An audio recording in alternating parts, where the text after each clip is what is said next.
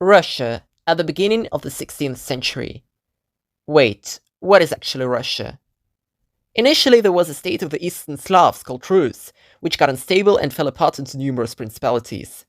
Then the Mongols from the Far East made use of this situation and conquered most of them.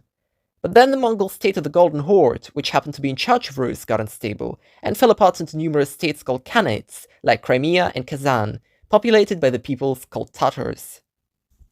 Then one of the principalities, the Principality of Moscow, reunited most of the northwestern principalities of former Rus under its rule, while the southeastern ones were subdued by the Grand Duchy of Lithuania. Moscow and Lithuania would wage numerous wars against each other for the final reunification of the former Rus, but neither of them succeeded. In the meantime, the Prince of Moscow Ivan III made Russia, the Greek form of the name Rus, the official name of the country. There it is, Russia. The country was led by the Grand Prince, who had an absolute power, but still had to consult his government called the Boyar Council, which consisted of boyars, the Russian noblemen. The Russian Orthodox Church was led by a figure called Metropolitan. That's all we need to know about the state Russia was in, just about to experience one of the most nightmarish periods in its history, the reign of Ivan the Terrible.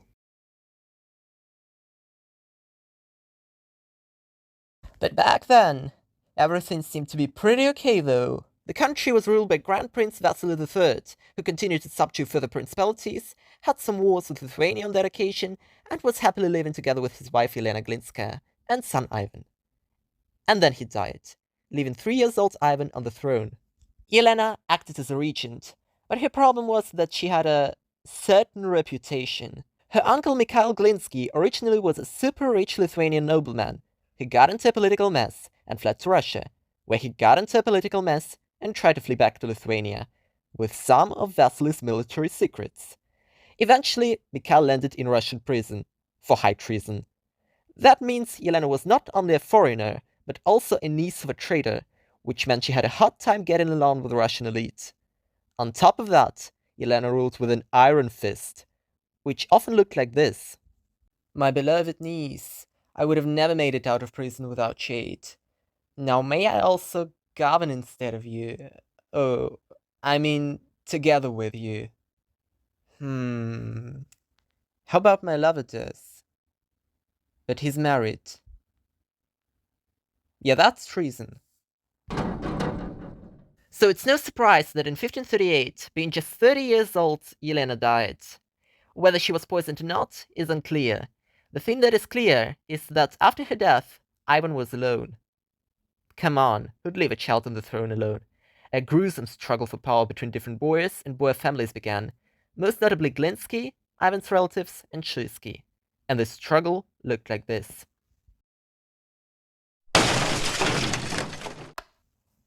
What was that sound? That was your bad old stepfather having a stroke. And I'm your good new stepfather, Andrei Shuisky. And I have a list of people who need to get a stroke as well. Any idea where the Metropolitan is? There he is. What are you all doing in my bedroom at night? The very same question, Your Majesty. I think we gotta punish the Metropolitan severely, so that he'll never again dare walk into a bedroom without your allowance. Basically, so that he'll never walk again. And now we are going to take care of the royal treasury. Nighty-night. Well, that particular Andrei Shuisky was very naughty and abused Ivan's friends, so that Ivan ordered to execute him, being freaking 13 years old. But the pattern was clear. While the boyars were in charge, there were murder, corruption, and treason everywhere. Even Ivan couldn't secure himself proper food and clothing, and sometimes had his friends and relatives murdered. But he knew he was an absolute monarch who theoretically had the power to stop it all, but still was a victim pretty much like everyone else in the country. At this point, Ivan started developing thoughts about getting back his power. He started to desire an absolute power, a total obedience. Now we can agree that such thoughts can be pretty overwhelming, especially for a teen, but Ivan couldn't even share them with anyone. He was determined and lonely. He started developing mistrust of everyone around him, but there was one person who could help Ivan achieve his goal: Metropolitan Macarius. How often do you think about the Roman Empire? My friend Macarius, TikTok hasn't. Well, shame on you, because I have a plan. Look, that's Christianity, and it needs a strong and powerful leader to protect it from the foes. The first one was the Emperor of Rome, gone. His successor was the Byzantine Emperor, who was in Constantinople, the so-called Second Rome, gone. So now we fake a genealogy to claim that you are the descendant, and thus the modern emperor, and by that, Moscow is no less than the Third Rome. And just like the previous emperors, as the one put in charge of the largest Christian state of the time by God himself, for the purpose of protecting Christianity, you have all the power and authority to do whatever you want.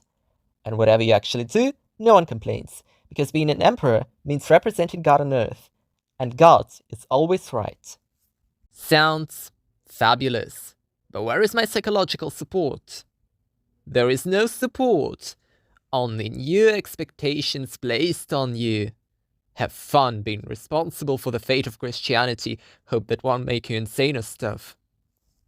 So, on the 16th of January 1547, Ivan was crowned an emperor, or if you speak Old Russian, Tsar.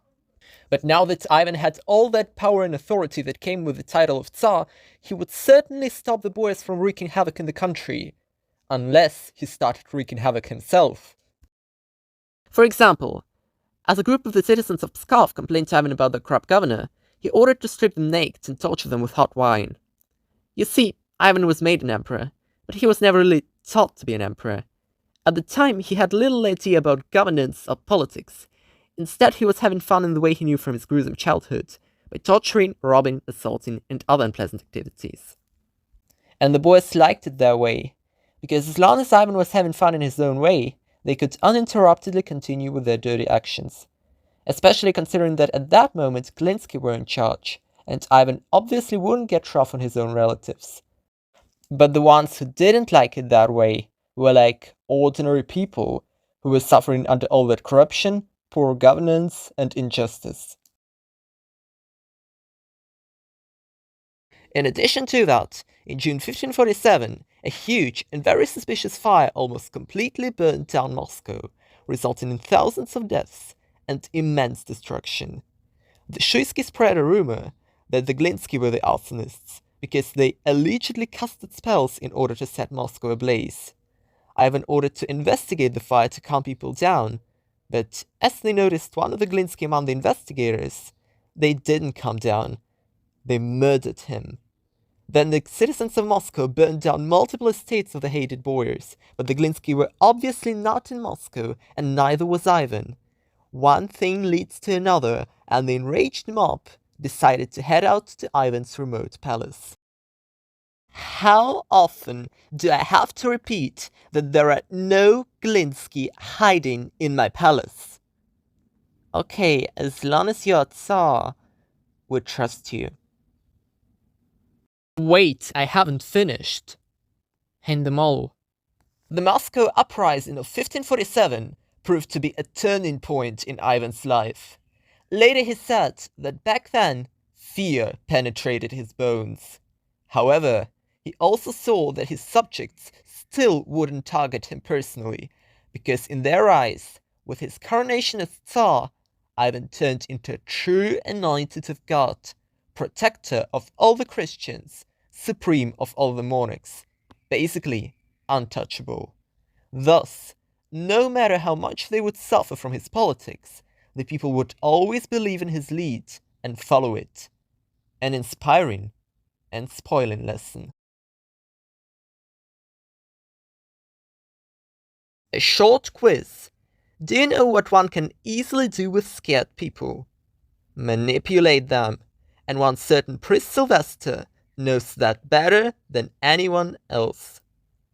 Ivan, you have been a very cruel, weak, and incompetent Tsar, and that angers God. Look at his almighty wrath. Indeed, there is no saving for this country under your lead. What should I do? Just put me in charge and I'll fix everything. Seeing how all those boyars were playing rather dangerous games with him and his power, Ivan decided to form an informal government with Sylvester in its top. It's commonly called the Chosen Council. You see, The problems of Russian population were not only because those particular Glinsky or Shuisky or whoever else were that naughty, but because the whole system of governance was disastrously bad and underdeveloped. So in 1549, Ivan assembled the representatives of all the Russian regions and estates in Moscow to learn about their complaints. After that, Ivan started reforms. The Boyar Council was quite disorganized, and no one was sure about their exact tasks and responsibilities. Ivan reformed the system of governance so that every top boyar had his own mission, and was supported in it by a sophisticated bureaucracy and a newly created class of clerks. The Tsar also improved the local governments by replacing greedy and passive governors with local authorities and created a professional and disciplined army. With its help, he conquered the Khanate of Kazan, which was not enough to be raiding the Russian countryside and taking Russian slaves. And then Ivan also annexed the adjacent Khanate of Astrakhan, because why not? But to make all these reforms, you need money. In the middle of the 16th century, Russia was still a pretty much feudal country. That means that the land was the main source of income. There was a problem though. In the middle of the 16th century, the Russian state had authority over less than a half of the country's land. The second half belonged to the Russian Church. How come?